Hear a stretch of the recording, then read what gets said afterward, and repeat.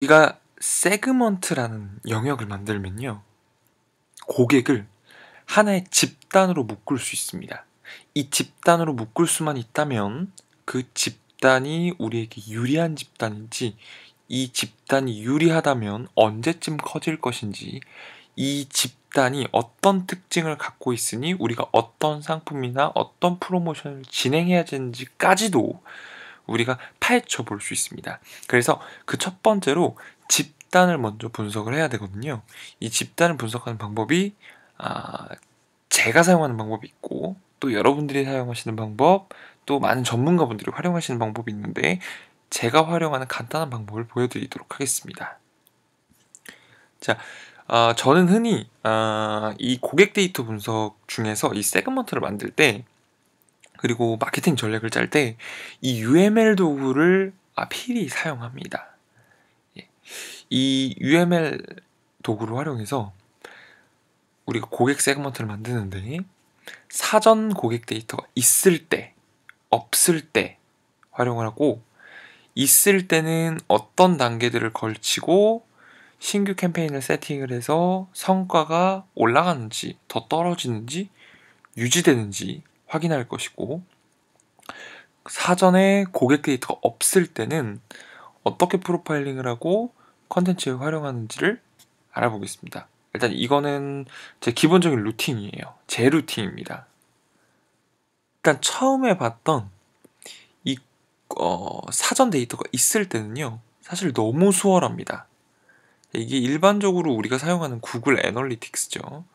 이 구글 애널리틱스의 보기를 보게 되면 사실 이렇게 잠재 고객의 인구 통계 데이터가 여기 쭉 나와 있고요. 물론 부분적이긴 하지만요. 관심 분야, 지역, 그다음에 이제 기기들 나와 있는 부분도 있습니다. 그리고 어느 매체에서 또 어떤 캠페인과 키워드로 들어오게 됐는지도 확인이 됩니다. 행동 역시 확인이 되죠. 행동 역시 사이트 컨텐츠, 속도, 검색, 이벤트 쭉. 근데 여기서 사실 필요한 건 이 이벤트 값이죠. 어떤 이벤트를 발생시키는 고객들이 전환을 하는 고객인지, 전환을 하지 않는 고객인지, 전환의 간을 굉장히 많이 보는 고객인지, 그러니까 전환할지 말지 결정을 내리지 못하는 그런 고객이라고 볼 수 있겠습니다. 이 고객들을 이렇게 나눠볼 수 있는 걸 애널리틱스에서는 이렇게 이벤트, 획득, 유입 경로, 그리고 이렇게 인구 통계 각종 데이터들을 가지고 저희가 프로파일링을 해서 얻어낼 수 있습니다. 그럼 이제 그 다음에 어떻게 하면 될까요? 이렇게 지금 제가 만들어 놓은 이 세그먼트 보이시죠? 이 세그먼트처럼 묶어주시면 됩니다. 애널리틱스엔 세그먼테이션 기능이 있어요. 그래서 이걸로 우리가 원하는 고객군을 집어낼 수 있습니다. 특정 고객군만 집어내는 거죠. 이 집은 고객들을 광고에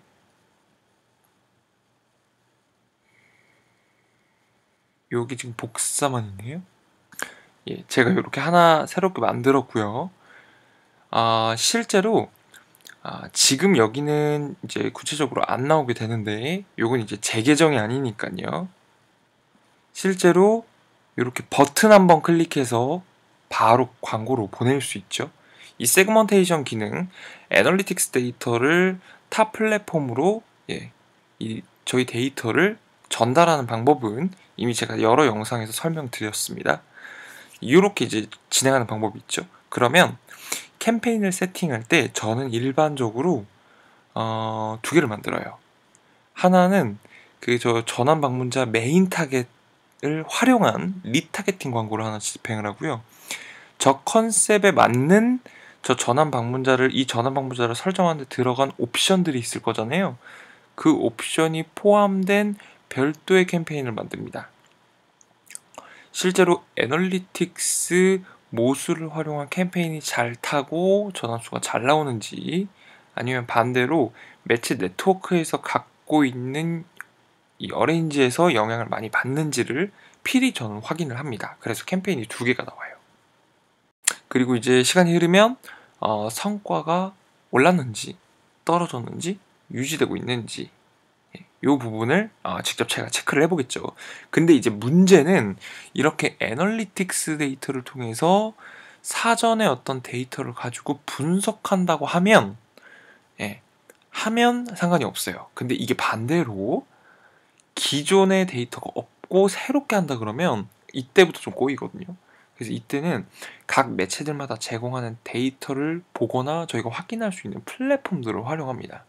가령 요건 이제 태그파인더라는 사이트인데요. 이 태그파인더라는 사이트에 라면이라는 키워드가 있습니다. 이 라면을 검색했을 때 추천 해시태그가 이렇게 나오거든요. 그러면 즉 라면의 해시태그를 달아놓은 그 컨텐츠들이 대부분 이런 내용들이 같이 첨부가 돼 있다는 겁니다. 그럼 저는 어떻게 하냐면 저는 복잡한 생각 안 하고 라면이 기준이잖아요. 제 쇼핑몰에서 라면을 판매를 하잖아요. 그러면 딱 두 가지로 생각을 해요. 그냥 예를 들어 다이어트다. 그러면 조금 더 어떤 기능, 사실 다이어트는 맛보단 기능 측면이죠. 이런 기능 측면에서 쓸 수 있는 게 있는지, 아니면 이런 거 김밥, 삼겹살, 야식 이런 거를 타깃으로 하는 거예요. 이거는 이제 완전히 정보성이죠. 삼겹살이랑 같이 어울리는 라면, 이런 식으로 카피라이팅을 해요. 카피라이팅이 저는 이제 정보 형식과 기능 형식으로 나뉘는데 대체적으로 그렇게 두 가지로 활용을 합니다. 그러면 라면 같은 경우에 컨셉을 두 개를 짜고 김밥과 잘 어울리는 라면, 아니면 김밥 라면, 뭐 삼겹살 라면, 이런 식으로 저도 이제 태그를 똑같이 달고 컨셉도 비슷하게 나가고 전 태그가 3개 나가겠죠. 라면, 삼겹살, 뭐 삼겹살 라면, 뭐 이런 식으로 해서 이렇게 이제 태그를 여러 가지 섞어서 넣기도 합니다. 물론 여기 있는 태그들도 전부 활용은 하고요. 기본적으로 활용은 하는데 저는 컨셉팅을 따는 데 주력합니다. 자, 마찬가지로요. 여기 지금 구글 트렌드거든요. 구글 트렌드는 구글 검색에서 이루어진 키워드들과 어떤 키워드들에 대한 주제들이 나와 있습니다. 여기 보면 이렇게 뭐 불망라면, 라면 형제, 유산슬 라면, 열라면 순두부, 북한 라면, 이런 부분들이 나옵니다. 이런 키워드들에서 사실 급등했다고 해서 다 쓰진 않고, 제가 키워드를 썼을 때 지금 제가 갖고 있는 상품들이 있잖아요. 저 상품들이 뭐 불망라면, 유산슬 라면, 뭐 열라면 순두부, 이런 것들에 좀 녹아날 수 있는 것들이 있다라고 생각이 들면 이런 키워드들을 섞어서 컨텐츠를 만듭니다. 자, 그리고 나머지 두 개는 그냥 보여드릴게요. 여기는 네이버 데이터랩입니다. 네이버 데이터랩 제가 여러 번 보여드렸는데, 네이버 데이터랩은 이렇게 이제 급상승 검색어 트렌드, 사실 저는 검색어 트렌드를 가장 많이 씁니다. 검색어 트렌드에서 제가 원하는 검색어 쿼리 수를 확인할 수 있고요. 이렇게 네이버 데이터랩도 활용할 수도 있고요. 그리고 이 키워드 툴 IO라는 사이트인데, 이 사이트 같은 경우에도 이제 구글, 유튜브, 빙, 아마존, 이베이, 그다음에 뭐 이제 플레이스토어, 인스타그램 전부 다 제공을 하죠. 근데 여기 지금 보면 저는 이제 구글, 유튜브, 플레이스토어 이렇게 세 개를 좀 중점적으로 쓰는데, 이렇게 라면을 검색했을 때 가장 많이 나오는 키워드들이 있어요. 실제로 이렇게 이제 조금 더 필요한 내용들을 보려면 뭐 이제 조금 더 결제를 하고 그러면 더 디테일한 내용들과 뭐 CPC를 확인할 수 있죠. 이렇게 이 키워드들을 보고 활용하게 됩니다.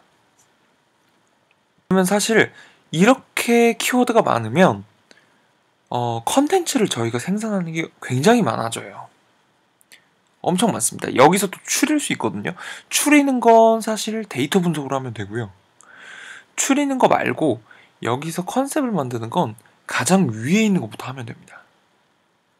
실제로 라면 먹방, 요리, 라면 땅, 라면 송, 라면 볶음밥, 계란찜, 추천, 요리, 이 키워드들 순부터 활용을 합니다.